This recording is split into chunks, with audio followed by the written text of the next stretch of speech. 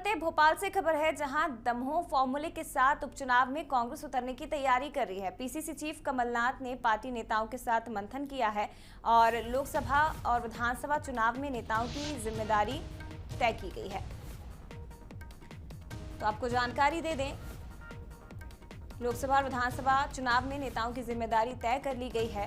Block और मंडल स्तर पर पार्टी का विशेष फोकस रहेगा। वहीं दूसरी तरफ बीजेपी ने भी चुनाव की तैयारियां तेज कर दी है। प्रदेश अध्यक्ष वीडी शर्मा संगठनात्मक संरचना में जुट गए हैं। खंडवा लोकसभा, रेगांव, पृथ्वीपुर और जोवट विधानसभा में इन सीटों पर यहां पर उपचुनाव होने हैं, जिसकी तैयारियों में दोनों ही पार्टियां जुट गई हैं।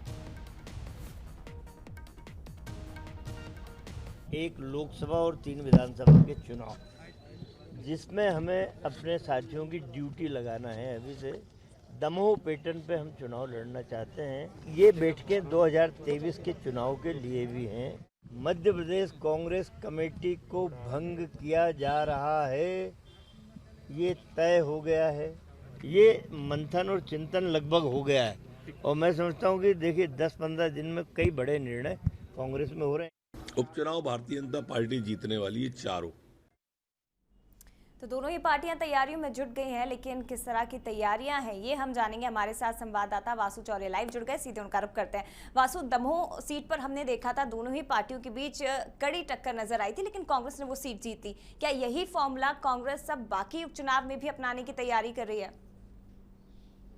बिल्कुल जी, देखिए कांग्रेस जो है वो 4 सीटों पर जो उपचुनाव होने हैं, जिनमें एक लोकसभा की सीट है खंडवा, इसके अलावा 3 विधानसभा की सीटें हैं, जिनमें जोबट, रेगांव और पृथ्वीपुर की जो सीट है वो शामिल है। कमलनाथ ने आज से चारों उपचुनाव के लिए तैयारियां शुरू कर दी हैं। लंबे समय से कमलनाथ दिल्ली के दौरे पर थे, अब कमलनाथ दिल्ली से भोपाल वापस आ गए हैं और आज से कांग्रेस में बैठकों का दौर शुरू हो गया। और कांग्रेस का भी मुख्य एजेंडा यही है कि किस तरह से दमोह की जो सफलता है उनको चारों जगह जो उपचुनाव होने जा रहे हैं वहां पर दोहराया जाए, क्योंकि कांग्रेस और कमलनाथ ये बात भली बात ही समझते हैं कि अगर 2023 के उपचुनावों में बेहतर प्रदर्शन करना है, अच्छा प्रदर्शन करना है, तो इन 2023 माफ कीजिएगा विधानसभा चुनाव में अच्छा प्रदर्शन करना है तो उपचुनाव में जीत दर्ज करना बेहद जरूरी है, क्योंकि इससे कार्यकर्ताओं का जो मोरल है वो बूस्ट होगा और कार्यकर्ता जमकर मेहनत करेंगे। इसलिए कमलनाथ जो दमोह का फॉर्मूला था, जिसमें कांग्रेस ने माइक्रो मैनेजमेंट पर ज्यादा से ज्यादा फोकस किया था, ध्यान दिया था, बूथ मैनेजमेंट पर फोकस किया था और लिहाजा देखा हमने कि कांग्रेस को 17,000 से ज्यादा वोटों से वहां पर जीत मिली थी।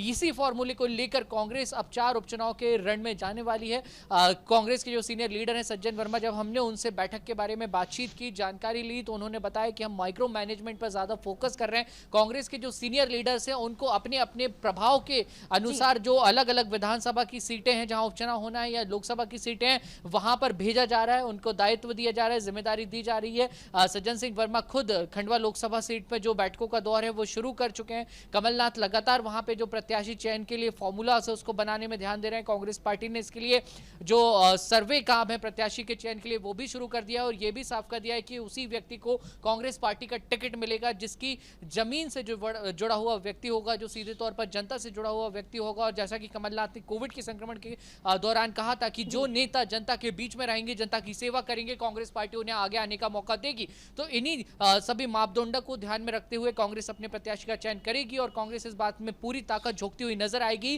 कि किस तरह से दमोह की सफलता को दोबारा उपचुनाव में दोहराया जाए। और इसी के साथ साथ संगठन को पूरे प्रदेश में मजबूत करने के लिए भी जो काम है वो शुरू कर दिया गया है, क्योंकि उपचुनाव के बाद लोकल बॉडी इलेक्शंस भी हैं। संभवतः बताया जा रहा है कि अक्टूबर नवंबर के महीने में ये चुनाव हो सकते हैं। दूसरी तरफ अगर हम भाजपा की बात करें जया, तो भाजपा भी तैयारियों में जुट गई है। शिवराज सिंह चौहान जो चुनाव के क्षेत्र है वहां पे दौरे कर रहे हैं। वीडी शर्मा ने संगठनात्मक संरचना बनानी शुरू कर दी है, अपने कार्यकर्ताओं से फीडबैक लेना शुरू कर दिया है। तो जैसा आप जिक्र कर रही थी, कांग्रेस का ये फॉर्मूला इन उपचुनाव में कितना चलता है वासु, ये देखने वाली बात है और ये आने वाले वक्त में हमें पता चलेगा, क्योंकि दोनों ही राजनीतिक पार्टियां अपने अपने दावे कर रही हैं। फिलहाल शुक्रिया आपका तमाम जानकारी साझा करने के लिए। तो एक बार फिर से आपको बता देते हैं कि दमोह में जो फॉर्मूला कांग्रेस ने अपनाया था उसी फॉर्मूले पर आगे काम करने की रणनीति कांग्रेस तैयार कर रही है और उसको लेकर अब बैठकों का